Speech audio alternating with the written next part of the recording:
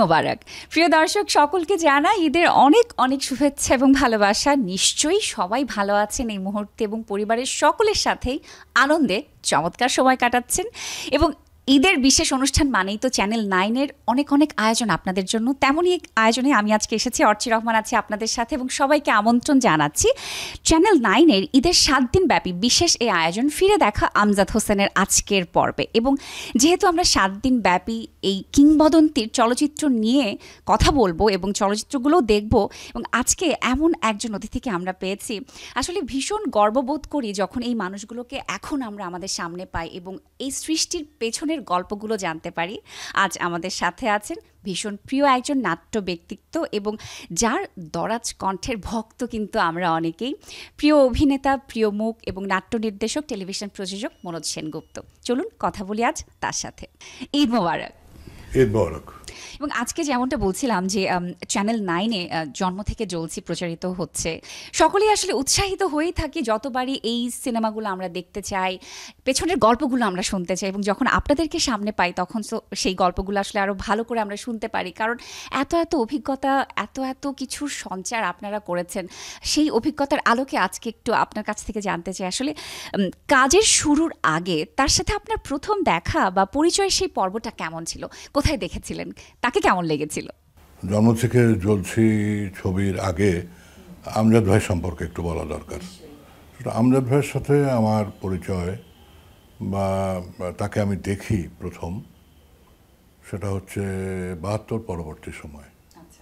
72 পরবর্তী সময়ে ডিআইটি বিল্ডিংয়ে আমজাদ ভাইকে আমি প্রথম দেখি। অত্যন্ত সমীহ করতাম, শ্রদ্ধার পাত্র উনি, কারণ আমজাদ ভাই একাধারে একজন চলচ্চিত্রকার, একজন গীতিকার, খুব ভালো ভালো গান লিখেছেন তিনি, একজন সংলাপ রচয়িতা, একজন চিত্রনাট্যকার, একজন পরিচালক, একজন অভিনেতা, যত বিশেষণ আছে হ্যাঁ সব কিছুই তার জন্য প্রযোজ্য।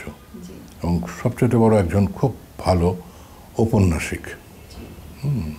অনেক প্রায় 35-এর উপরে উপন্যাস তিনি লিখেছেন আমার জানা মতে, হয়তো বেশিও হতে পারে। তো সেই জন্য স্বাভাবিক কারণেই এরকম একটা ব্যক্তিত্ব আমাদের সংস্কৃতি অঙ্গনের, তার প্রতি তো শ্রদ্ধাটা থাকবে, এবং সেই শ্রদ্ধা থেকে একটা সমীহ এবং ভয় লাগার একটা ব্যাপার। 72-এ আমাদের বয়স কত, এই 20-21 এরকম আমাদের বয়স, কাজেই তো সেই ব্যাপারটা থাকবেই। তো আমজাদ ভাই সম্পর্কে আমার জানা মতে হয়তো ওনার জন্ম হচ্ছে 1942 এর দিকে, অথবা 41 হতে পারে, 42 এরকম তার জন্ম, এবং জামালপুরে। এবং জামালপুরের 3 জন কৃতি সন্তান সংস্কৃতি অঙ্গনে, যে কারণে জামালপুরকে 3A বলা হতো। 3A, যাদের নামের আগে সরেয়া আছে, এ আছে, যেমন আনোয়ার হোসেন, বাংলার নবাব, আমজাদ হোসেন, এবং টেলিভিশনের ব্যক্তিত্ব, যে যার বিচরণ সব মাধ্যমে, মঞ্চ, টেলিভিশন, চলচ্চিত্র। তিনি চলচ্চিত্র পরিচালনা করেছেন, অভিনয় করেছেন, টেলিভিশনের জন্য নাটক লিখেছেন, প্রযোজনা করেছেন, মঞ্চের জন্য নাটক লিখেছেন, অভিনয় করেছেন, পরিচালনা করেছেন। তিনি হচ্ছেন আবদুল্লাহ আল মামুন। তো এই 3 জনের জন্যে জামালপুরকে বলা হতো 3A। তো সেটাই আর কি। পরবর্তী জন্ম থেকে জ্বলছি যে ছবি আমজাদ ভাইয়ের কিন্তু তার আগে আরও 2টো ছবির কথা বলতে হয়। একটা বাল্যবন্ধু, আর একটা হচ্ছে ওই যে জয়রান একটা 7 আর্টস করেছিলেন, সব পরিচালককে একটা করে ছবি, তার যে সহকারী যারা ছিলেন প্রত্যেককে একটা করে ছবি তিনি পরিচালনা করতে দিয়েছিলেন। তার মধ্যে আমজাদ ভাই একজন। সেই ছবির নাম জুলেখা। তো এই 2টা। আর যেহেতু আমজাদ ভাইয়ের সাথে পরবর্তীতে আমার একটা সখ্যতা গড়ে ওঠে, তার থেকেই ওই যে বিশেষ করে যে ঈদের যে নাটক, যেটা একাধারে কয়েক বছর বিটিভি প্রচার করেছে, আমজাদ ভাইয়ের লেখা, এই যে দুনিয়া কিসেরও লাগিয়া, হ্যাঁ, এটা কিন্তু আমজাদ ভাইয়ের লেখা। তো এই নাটকের একটা ইতিহাস আছে।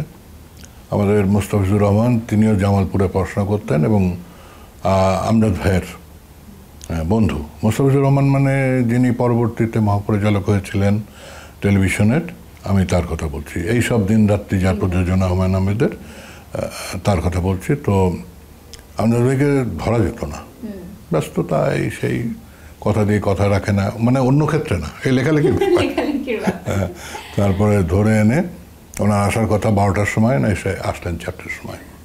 তো 4টার সময় এসে উনি মুস্তাফিজ ভাই তাকে চাটা এটা সেটা যা আছে খাবার দাবার, তো উনি বাসায় চলে যাবেন। তখন আমি এবং হাবিবুল হাসান মাকনা, আমরা দুজনই, মুস্তাফিজ ভাই তখন সহকারী ছিলাম, আমি সহকারী ছিলাম। হাবিবুল হাসান এমনি নাটক লিখতেন, অভিনয় করতেন, টেলিভিশনে আসতেন। তো হলো যে ওরা থাকলো, চাবি ওদের কাছে দিয়ে গেলাম, তুমি নাটক লেখো 12টা 1টা যতক্ষণ লিখবা, তোমার খাবার দাবার সব কিছু আসবে, আর আমাদের কাছে চাবি দিয়ে গেলাম, তোমরা যদি বাইরে যাও তারা দিয়ে যাবা, আপনাদের ভেতরে বসে নাটক লিখবেন। এইভাবেই প্রথম এই 1974 প্রথম এই যে দুনিয়া কিসের লাগিয়া ঈদের নাটক, এই প্রথম। তারপর থেকে 74, 75, 77, 78 এরকম চলেছে নাটকটি। পরবর্তীতে হয়তো অন্য চ্যানেলে। তো এখন ওই যে ইয়ের ব্যাপারে আপনার কেমন লেগেছিল, তাকে কি মনে হয়েছিল? না, প্রথম দেখায় তো অত্যন্ত গুণী। যে আমি তার প্রথম দেখেছিলাম সেটা হচ্ছে ওই যে ধারাপাত, ধারাপাত ছবি, সেটা পাকিস্তানে বলে। আমি তখন ছাত্র, পড়াশোনা করি স্কুলে, হয়তো লুকিয়ে বন্ধু বান্ধবের সাথে, এবং কুষ্টিয়াতে, আমার জন্ম কুষ্টিয়া, ওখানে এই ছবিটা দেখতে গিয়েছিলাম রক্সি সিনেমা হলে। খুবই সুন্দর একটা ছবি, আমাদের ভাইয়ের এটা অভিনয় করেছিলেন, ওনার কাহিনী, সংলাপ সব ওনার। তো সেই থেকে তো ওনার প্রতি আমার আগে থাকতেই একটা সাংঘাতিক এরকম একটা আকর্ষণ, একটা ভালো লাগা, একটা ভালোবাসা, একটা সমীহ, একটা শ্রদ্ধা, সব কিছু ছিল। তো এটি হচ্ছে, তার থেকে তো সব কিছুই জন্মায়। তো এখন জন্ম থেকে জ্বলছি, এবং জন্ম থেকে জ্বলছির অনেক গল্প তো জানতে চাই। যতটুকু আমি জেনেছি যে 1981 সালেই কাজ হয়েছে, শুটিং হয়েছে, এবং সেই সময়টাতেই রিলিজ পেয়েছিল। সেই সময়ের স্মৃতিগুলো, অভিজ্ঞতাগুলো, শুটিংয়ের গল্পগুলো আপনার কাছে জানতে চাই। আমাদের এটা একটা মিষ্টি প্রেমের গল্প, একটা বিরহের গল্প। বুলবুল আহমেদ ছিলেন, ববিতা ম্যাডাম ছিলেন, তারপর পাঠক মুজিবুর রহমান ছিলেন, আমিও ছিলাম, অনেক ভালো ভালো শিল্পী ছিলেন, প্রবীর মিত্র ছিলেন, গুণী মানুষ ছিলেন। আমি যে চরিত্রটা অভিনয় করেছিলাম, এটা ববিতা ম্যাডামের ভাই। রানু বিয়ে করেছে? তবে কি আমি মিথ্যে কথা বলছি? Court marriage? ওই কানের মাস্টার টেলারকে? হ্যাঁ, আজ দুপুরে। ইম্পসিবল। ইম্পসিবল নয় বাবা, সবই পসিবল। আর এর জন্য দায়ী হলো মা। মা সবই জানতো, কোনো দিন কাউকে কিছু জানতে দেয়নি। এই কেউ মূর্খ মহিলার জন্য আমার জীবনটা হেল হয়ে গেল। তুমি সবই জানতে, কেন বলনি এতদিন আমাকে? কেন বলনি? না, বিশ্বাস করো, আমি জানি না, আমি কিচ্ছু জানতাম না। আমার রানু যে এত বড় কাণ্ড করতে পারে আমি ভাবতেও পারি না। ভাইয়ের চরিত্র অভিনয় করেছিলাম। এটা পুরোপুরি যে একটু কি বলবো, একটু এন্ট্রি টাইপেরই ক্যারেক্টার ছিল, যে মনকে পরামর্শ দিচ্ছে, সে ভালোবেসে বিয়ে করেছে বুলবুল আহমেদকে। সে তার তেমন কোনো, এরা বড় লোক, মেয়েদের দিকে এরা বড় লোক, সেই ছেলের তেমন কোনো সঙ্গতি নেই, সাধারণ, খুবই সাধারণ। সেই জন্য বলেছে এখন তারা পরবর্তী সময় যখন বাচ্চা হবে, তখন বলে যে এটাকে নষ্ট করে ফেল, এই সেই এটা সেটা, তোকে আমরা আবার বিয়ে দেবো, এই ধরনের ক্যারেক্টারটা ছিল, যেটা মানে কি বাস্তব, অবাস্তব কিছু না। বাকি গল্পে ফিরছি, তবে ছোট্ট একটা বিরতির সময় হয়ে গেছে, বিরতিটা নিয়ে আসি। প্রিয় দর্শক, আপনারা দেখছেন ফিরে দেখা আমজাদ হোসেনের আজকের এই পর্ব, এবং ছোট্ট একটা বিরতির পরে আবারও ফিরে আসছি গল্পে, সাথেই থাকবেন।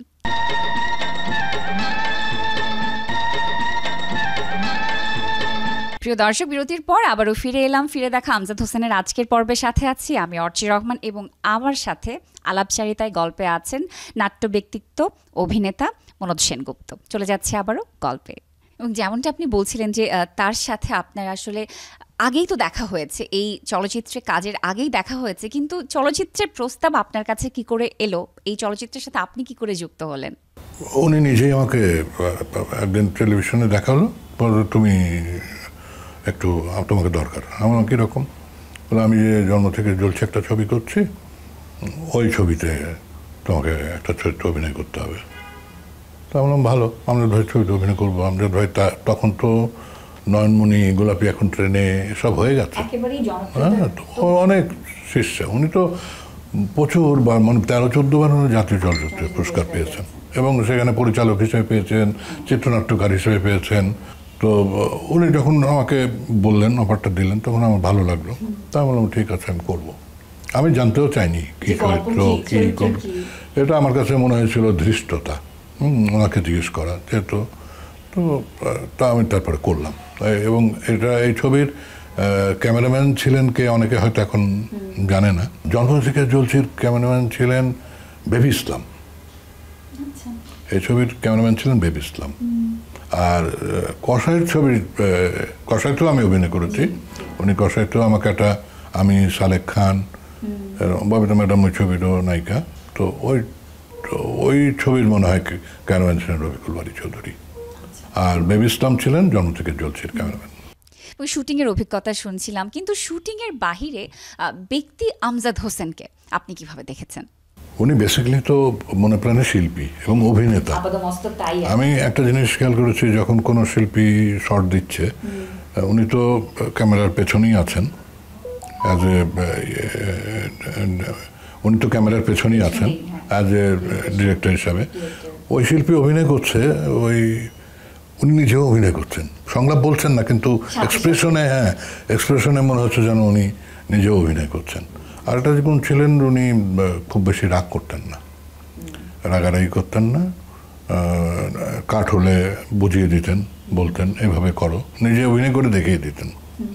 যেহেতু অনেক পরিচালক আছে অভিনয় করে দেখাতে চান না বা পারেন না, যেহেতু উনি নিজে অভিনেতা নন, সেজন্য হয়তো। কিন্তু আমজাদ ভাই তো যেহেতু অভিনেতা, সে কারণে তিনি নিজেই অভিনয় করে দেখিয়ে দিতেন যে এইভাবে করো বা এইভাবে করেন। তখন তার সাথে নিজেকে যোগ করে, সেই অভিনয়ের সাথে নিজেকে যোগ করে আমি করেছি, বা আমরা অনেকেই তাই করেন আর কি। এবং এত গুণী গুণী মানুষেরা এই চলচ্চিত্রের সঙ্গে যুক্ত আছেন, শুটিংয়ের অভিজ্ঞতাগুলো একটু জানতে চাই। সবার সাথে সেই সময়টার কথা মনে পড়লে কোন স্মৃতিগুলো খুব বেশি মনে পড়ে এখন? যেহেতু আজকে আমজাদ ভাই সম্পর্কে কথা, তারপরেও আমার নিজের যদি বলি, আমি অনেকগুলো ছবি অভিনয় করেছি।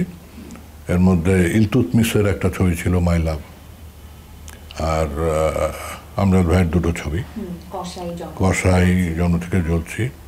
এবং তার সাথে শুধু আপনার আসলে যে নির্দেশক, নির্মাতা হিসেবে বা চলচ্চিত্র পরিচালক হিসেবে কাজের অভিজ্ঞতা হয়েছে তা, দুজন একসাথে অভিনয় করেছেন। তাকে আসলে অভিনেতা হিসেবে শুটিং সেটে কেমন দেখেছেন, কিভাবে দেখেছেন? খুবই বন্ধু, মানে খুবই বন্ধুর মতো।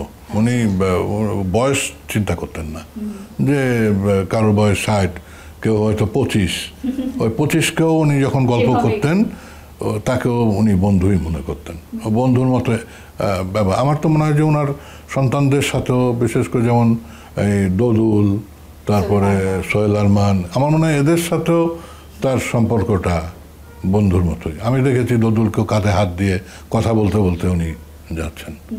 তো সেই জন্য আমি যে সমস্ত কয়েকটা আড্ডা আমরা একসাথে হয়েছি, এবং আড্ডাগুলো খুবই সুন্দর আড্ডা। হয়তো কোনো উপন্যাস নিয়ে আলোচনা, কোনো চলচ্চিত্র নিয়ে আলোচনা, তারপরে কোনো রাজনৈতিক আলোচনাও হতে পারে, কিন্তু সবাইকে উনি আপন করে নিতেন। এবং ছোট বড় বা এরকম কোনো ভেদাভেদ তার ভিতরে ছিল না। অত্যন্ত বন্ধুবৎসল, আর রাগ করতেন না, রাগ ছিল না। দেখা হতো, আড্ডা হতো। তারপরে যে সংগঠন ছিল, যেটা ডিরেক্টর গিল্ডস বা শিল্পী সমিতি, উনি তো সবগুলিরই মেম্বার। আমাদের বিশেষ করে নাটকের ডিরেক্টর গিল্ডসের এই অনুষ্ঠানে উনি আসতেন। সবার সাথে সখ্যতা ছিল, উপদেশ দিতেন।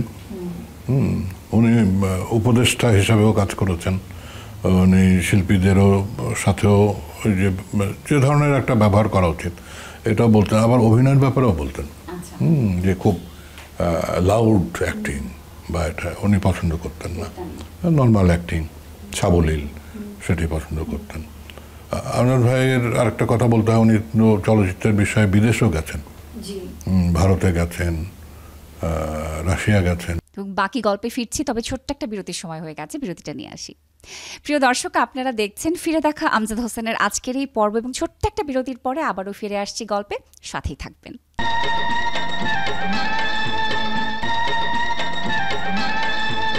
প্রিয় দর্শক, বিরতির পর আবারও ফিরে এলাম ফিরে দেখা আমজাদ হোসেনের আজকের পর্বের সাথে আছি আমি অর্চি রহমান, এবং আমার সাথে আলাপচারিতায় গল্পে আছেন নাট্য ব্যক্তিত্ব অভিনেতা মনোজ সেনগুপ্ত। চলে যাচ্ছে আবারও গল্পে।